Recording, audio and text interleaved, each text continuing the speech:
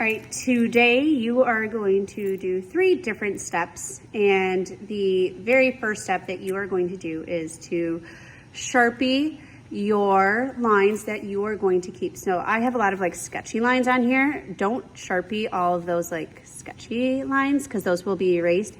You're gonna find that one line that you think is like the perfect line for the shape of the leaf, and you're going to trace over that with a Sharpie. The trick to these though is that you have to keep it kind of straight up and down. You can't trace it at an angle. So if you see the angle of the pen, it's kind of off to the side. It has to be more straight up and down. So I'm gonna go ahead and Sharpie all of this, and then we'll move on to the next step.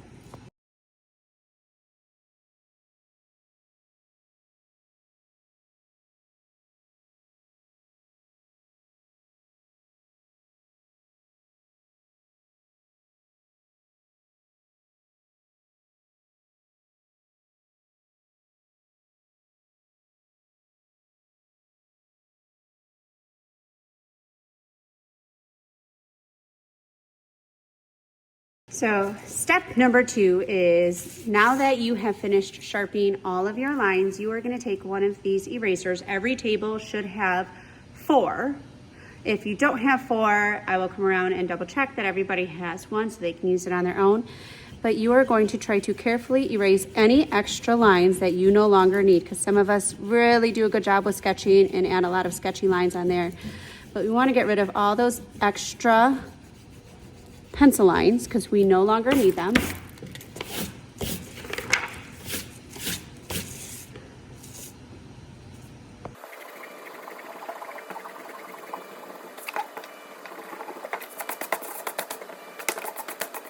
The last step of the day is, if you get to this point, which some of you will probably start and some of you won't, but it's to do the marker water method to kind of get that more water paint look. A lot of times when students use the actual water paint, they make it too dark and they don't understand to add enough water, which this method makes sure that we are adding enough water. So I picked out a ton of different kinds of greens. You're gonna figure out what color your plant is going to be, whether it's blue green, green, this is more of like teal, light green or lime, bright green, dark green. You can even use some yellow in there, but you're gonna stick with mostly those greens and yellows. And this one has a little bit, it's like a blue-green, but you're going to kind of pick the colors of your leaves, and then you're gonna outline those areas that you want. So each shape, I would actually outline,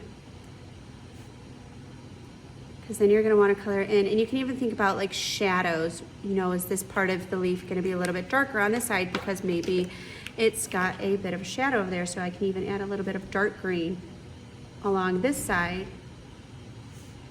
to create a little bit more depth into our still life. So I'm gonna do just this leaf, and you can do one leaf at a time if you want, like me, but you have to do all of the leaf first before adding water, because you cannot add marker onto a wet paper because you'll just ruin the marker. So I'm gonna go ahead and finish this one whole leaf, and then you'll see how it turns out, and then I'm gonna move on to the other ones.